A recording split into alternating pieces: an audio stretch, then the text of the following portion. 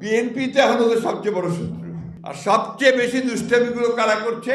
যারা অতীতে বাংলাদেশকে স্বীকার করে নাই, ধর্মকে ব্যবহার করে মানুষকে বিভ্রান্ত করে ভুল বুঝিয়ে দাঁড়িপাল্লায় ভোট দিলে নাকি বেহেশতে যেতে হবে।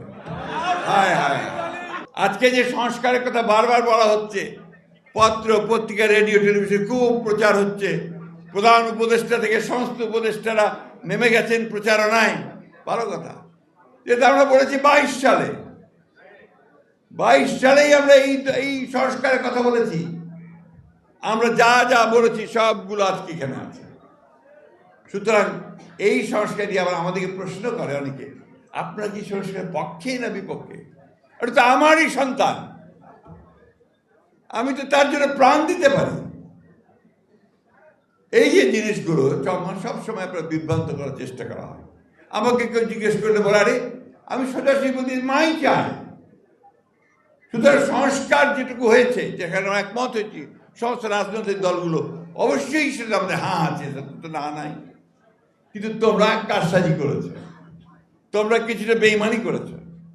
আমার বলতে কোনো দ্বিধা নেই, যেগুলো আমরা একমত হই নাই সেগুলো ঢুকিয়ে দিয়েছ। তারপরে আমরা কিন্তু মেনে নিয়েছি যে ঠিক আছে, দেশের বৃহত্তর স্বার্থে, জনগণের বৃহত্তর স্বার্থে আমাদের কাছে যেটা গ্রহণযোগ্য নয় সেটাও আমরা মেনে নিয়েছি। ঠিক আছে, পরে পার্লামেন্টে গিয়ে দেখা যাবে।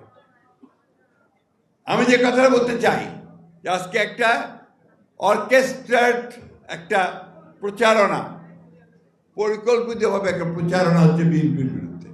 কারণ বিএনপি তো এখন ওদের সবচেয়ে বড় শত্রু। কারণ নির্বাচন হলে বিএনপি ল্যান্ডস্লাইড ভিক্টরি পাবে। এই ল্যান্ডস্লাইড ভিক্টরি বিএনপি পাবে, সেই কারণেই শুরু হয়েছে। আর সবচেয়ে বেশি দুষ্টামিগুলো কারা করছে? যারা অতীতে বাংলাদেশকে স্বীকার করে নাই, যারা বাংলাদেশের স্বাধীনতাতে বিশ্বাসী করে নাই। এবং ওই সময় যে আপনাদের বললেন যে কত মানুষ মেরেছে, আমাদের মা বোনদের কতজনের সম্ভ্রমহানি করেছে, কতজনকে পাকিস্তান হানাদার বাহিনীর হাতে আমাদের মা বোনদের তুলে দিয়েছে, সেই হিসাব আমরা ভুলি নাই। তারপরেও আমরা মনে করি যে রাজনীতি করছেন, রাজনীতি করেন, সিধা রাস্তায় করেন, ধর্মকে ব্যবহার করে মানুষকে বিভ্রান্ত করে ভুল বুঝিয়ে দাঁড়িপাল্লায় ভোট দিলে নাকি বেহেশতে যেতে হবে। হায় হায়, চিন্তা করেন। তাহলে আর আমার নামাজ পড়া, আল্লাহর কাছে কমপ্লিট সারেন্ডার করা, ইমান আনা, এগুলোর দরকার নাই নাকি? আমাদের এখানে অনেকে আছেন, তারা ভালো বলতে পারবেন। বন্ধুগণ, এরা হচ্ছে এই মুনাফিকি করে, এদের এই মানুষকে ভুল বোঝায়, ভ্রান্তি বোঝায় দিয়ে তারা এই সমস্ত করে বরাবর।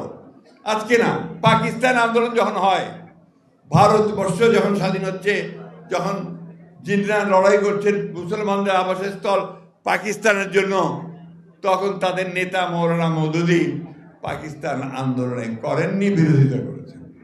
আমি কথাগুলো বলতে না, আজকে বলতে বাধ্য হচ্ছি, কারণ তারা এই কথাগুলো আজকে বিভিন্নভাবে বিএনপিকে মিথ্যা প্রচার করে। বাংলাদেশ স্বাধীনতা যুদ্ধ করেছে প্রতিটি মানুষ, তখন তারা বিরোধিতা করেছে, ঠিক না? আজকে যখন বাংলাদেশের মানুষ উন্মুখ হয়ে আছে যে বাংলাদেশের জাতীয়তাবাদের রাজনীতি, তারেক রহমানের নতুন রাজনীতি, আধুনিক রাজনীতি যা বাংলাদেশকে পাল্টে দেবে, তা গ্রহণ করবার জন্য উন্মুখ হয়ে আছে, তখন তারা আবার সেটাকে বিভ্রান্ত করার চেষ্টা করছে ধর্মের নাম দিয়ে।